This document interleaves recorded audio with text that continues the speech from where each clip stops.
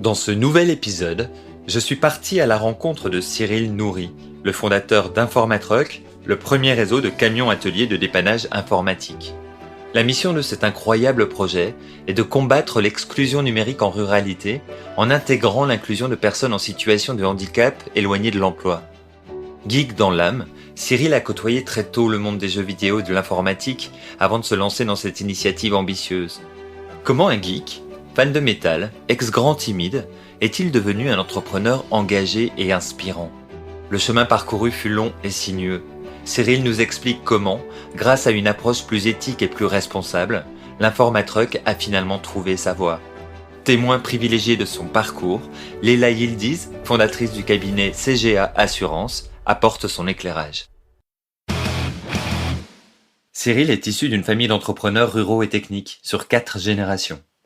Un environnement qui a contribué, bien plus que son parcours scolaire, à lui donner le goût pour la création d'entreprises, mais aussi pour l'informatique.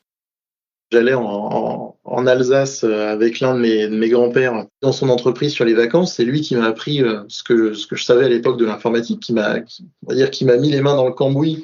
J'ai monté mon premier ordinateur avec lui, j'avais 11 ans. Mais c'est vraiment ça qui m'a mis le pied à l'étrier de l'informatique, puis derrière de la volonté d'entreprendre et de se dire on peut changer les choses en créant une entreprise. Titulaire d'un bac STIG électronique et sans accès au BTS informatique, il devient à 18 ans pigiste et rédige pendant 3 ans, sans passion, des brèves locales pour un quotidien. Mais c'est pour un autre de ses talents qu'il va se faire remarquer.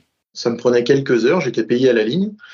Et puis quand j'avais fini ça dans ma journée, que j'avais plus rien à taper, je jouais aux jeux vidéo, comme tout fan d'informatique le fait. Et je me suis fait remarquer par mon implication par la société qui gérait les services de ce jeu vidéo, qui s'appelait Dark & Light. Et ils m'ont proposé de venir bosser pour eux en tant que maître de jeu virtuel pour animer un petit peu les choses. Ils se sont rendus compte que j'étais plutôt bon dans ce boulot-là. Ils m'ont proposé de prendre directement la direction d'une équipe. Et pour ça, il fallait que je vienne au siège de l'entreprise, à savoir au Canada. L'équipe que je gérais, qui à l'époque était une équipe de 70 personnes, c'était pour le Seigneur des Anneaux Online. Et mes techniciens, mes maîtres de jeu, comme on les appelait, étaient répartis dans plus d'une vingtaine de pays. De retour 1 an plus tard en France, il enchaîne les CDD précaires, jusqu'à un remplacement dans une collectivité locale, plus exactement pour le service de communication de l'agglomération créoise. C'est là que je commence à rebondir dans le monde du service informatique aux collectivités, puis après aux entreprises, avant de monter jusqu'à directeur technique sur une petite entreprise du sud de l'Oise, une entreprise informatique de service aux entreprises. Et puis arrive le moment de 2017 où je finis par créer ma propre boîte et où je rejoins mes aspirations familiales tardivement. En 2017, Cyril a 32 ans lorsque naît l'idée de l'Informatruck, un projet à impact ambitieux, complexe et cher, qu'il va d'abord falloir prendre le temps de financer. Le projet en lui-même est un projet à impact. L'idée de l'Informatruck, c'est d'aller combattre la fracture numérique en ruralité, d'aller aider les gens qui galèrent avec leur matériel là où il n'y a pas de service. En 2017, quand on ébauche ça, on se rend compte des problématiques que ça va poser.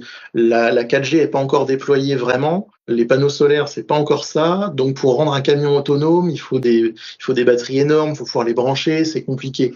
La mode du camion qui amène du service n'est pas encore là. On n'a que les food trucks au final comme exemple et les camions d'épiciers. On en est au balbutiement de l'itinérance de service. Et donc technologiquement, c'est pas évident et c'est pas le bon moment. Parce qu'il faut se rendre compte quand même qu'un Informatruck, c'est un atelier de 70 mètres carrés rentré au chausse-pied dans un camion de 3x2.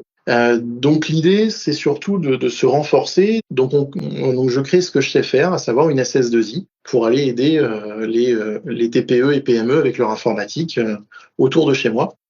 Je lance pour le coup, rejoint après par Thomas et par plusieurs membres de l'équipe qui sont toujours là avec moi aujourd'hui, ce qui va être les bases de l'Informatruck, mais sous forme d'une boutique plus classique, pour prendre de l'expérience, pour commencer à prototyper tranquillement et surtout pour avoir avant tout une base financière solide.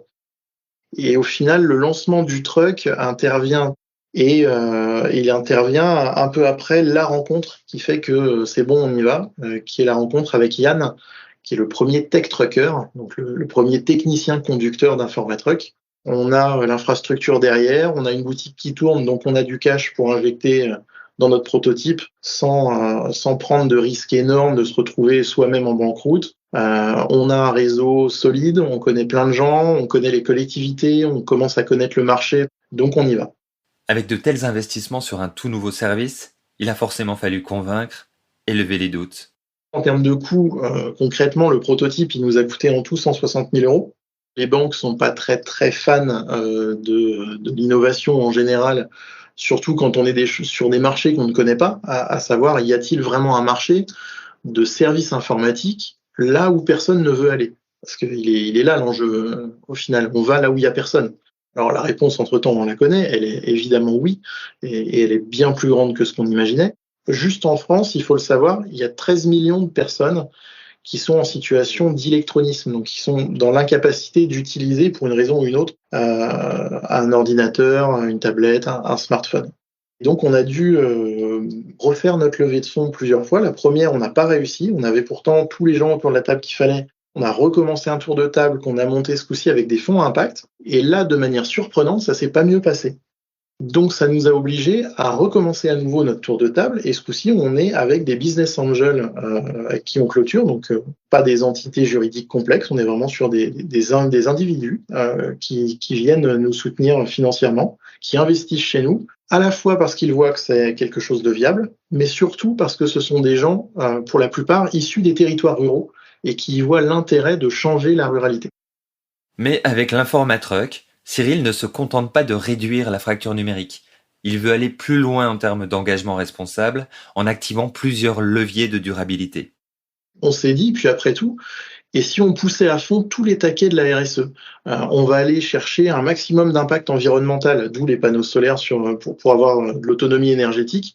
Pourquoi pas aller faire de l'inclusion sur notre recrutement et aller même plus loin, se transformer en entreprise sociale solidaire. Donc c'est ce qu'on est aujourd'hui avec l'agrément ESUS, donc entreprise solidaire d'utilité sociale. Ça nous permet comme ça de donner leur chance de manière directe à des personnes que tout le monde refuse. Donc 100% de nos techniciens, à commencer par Yann, qui a été le premier, sont en situation de handicap. Ils n'ont pas tous les mêmes handicaps. Et c'est ce qui fait que nos camions sont fabriqués sur mesure. Et en allant plus loin, on s'est dit, on va même pas recruter d'informaticiens, on va les former nous-mêmes. Parce que de toute façon, en France, les informaticiens ne sont pas formés à réparer. Donc on a créé notre propre cursus de réparateur. Quand on l'interroge sur ses réussites, ses enseignements, Cyril évoque l'ascenseur émotionnel de l'entrepreneur qu'il faut apprendre à accepter et la ténacité nécessaire pour convaincre. Mais il revient très vite sur l'amplitude des engagements responsables de l'Informatruck. Nous, on est sur un projet impact, on veut aider les gens, on veut aider les autres, donc c'est d'autant plus injuste quand on nous dit non pour nous aider à aider d'autres. Et pour le coup, réussir à l'accepter, c'est le boulot d'entrepreneur. C'est une histoire de ténacité au final, l'entrepreneuriat, et pour le coup, encore plus dans un état de start-up à impact, avec cette notion de devoir convaincre toujours plus de monde que le projet est viable, que le projet est intéressant, que le projet a de l'avenir, etc. Notre projet en termes d'impact, il est assez dingue. On agit sur 7 des 17 objectifs de développement durable de l'ONU. C'est une classification, pour faire simple, les ODD de l'ONU. Ils ont classifié en 17 points ce qu'il faudrait faire pour améliorer le monde. Ils vont de arrêter les guerres à donner du travail décent en passant par un peu tout. Nous, on est sur 7 d'entre eux, à savoir qu'on va réduire les inégalités. Donc ça, c'est le point numéro 10, inégalité réduite. On va aller aider des personnes en situation de fracture numérique. Après, on a le point numéro 11, c'est les villes et communautés durables. Donc ça, concrètement, c'est de renforcer les services qu'on a en ruralité et de diminuer la dépendance aux grandes villes. Un qui est évident, c'est la consommation et production responsable, puisqu'on va pouvoir nous sauver de la poubelle des milliers d'appareils chaque année sur chacun de nos camions. Et ça, ça a un impact aussi sur un autre qui est la lutte contre les changements climatiques, puisque qui dit production d'appareils supplémentaires parce qu'on en a jeté au lieu de les réparer, dit CO2 lié à la production, On a donc le travail décent pour les personnes en situation de handicap. On a l'innovation évolutive d'usage. Concrètement, ça veut dire qu'on est déjà en train de travailler sur des services complémentaires qui vont apporter encore plus aux personnes en ruralité.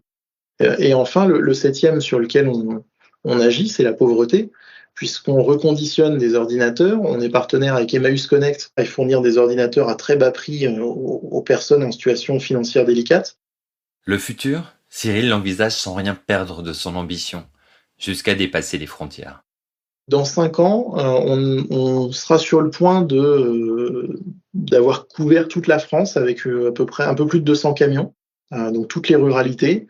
Et dans 10 ans, l'objectif, c'est de pas faire que la France, mais c'est d'avoir des camions un peu partout sur le globe pour que tout le monde, peu importe où il est, peu importe sa condition, son lieu d'habitation, puisse accéder à de l'informatique responsable, faire réparer, être conseillé.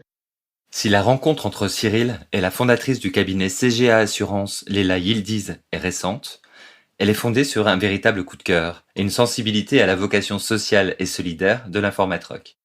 Dans le cadre du développement de mon portefeuille et mon réseau, j'ai participé à une réunion BNI en février 2023 à Viarmes. Et c'est durant la réunion que j'ai fait la connaissance de Cyril. J'avais en face de moi une personne passionnée par ce qu'il fait. Et je me suis aperçue que la démarche RSE que proposait Cyril, elle est identique au fond, que l'on soit courtier d'assurance, assureur ou une entreprise comme Informatruck. Moi, j'aimerais quand même parler de l'aspect économique parce que du coup, je prends ma casquette de courtière en assurance. Nos compagnies aujourd'hui, elles font face quand même à des coûts de sinistres qui sont de plus en plus chers. Et les matériels informatiques ont un taux de réparabilité assez faible. Et l'approche de Cyril est de mettre en perspective la réparabilité de ces appareils informatiques et électroniques. Moi, je suis admiratrice du parcours de Cyril, mais également de ses ambitions pour le futur. Car quand il parle de son projet, il parle d'aider, de simplifier la vie des gens. Le lundi 25 septembre 2023, Informatruck a reçu le prix coup de cœur du jury de la 3e édition de SME Enterprise. Depuis son lancement en 2020, ce prix européen vise à promouvoir la durabilité parmi les TPE-PME. 13 000 d'entre elles ont déjà rejoint la dynamique. C'était Créateurs d'impact, le podcast de toutes les initiatives positives, sociales et environnementales pour s'inspirer et agir collectivement de manière plus responsable. Ce podcast est réalisé par Generali. À très vite pour un nouvel épisode et nous pouvons tous être créateurs d'impact